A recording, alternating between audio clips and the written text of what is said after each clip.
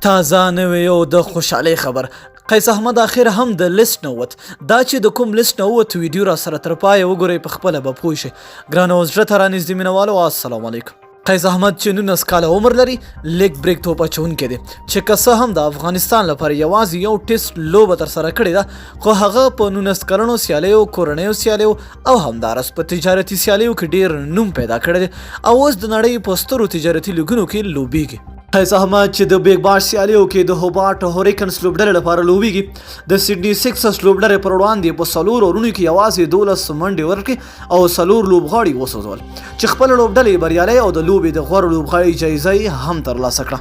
د معلوماتو تر مخه د افغانستان ورو توپ اچوونکی قیس احمد کورنۍ هغه ته کوژدنه کړې ده په داسې حال کې چې قیس احمد اوس مهال په استرالیا کې د بیګ باش سیالیو کې لوبیږي.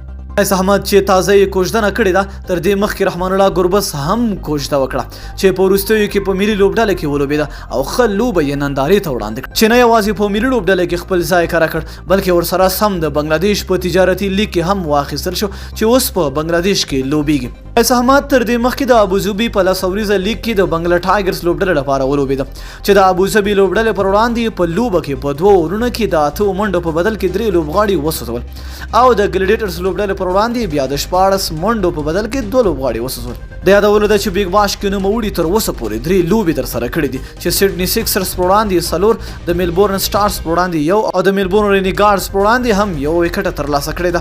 نو زموږ له طرف دی هم قیس احمد ته دغه ستره خوشحالي مبارک وي. که تاسو هم دوستانو خوشحاله شوي لاندې په کمنټ کې ورته ښکلې جمله ولیکئ. تر بیا بلې ویډیو د الله په امان.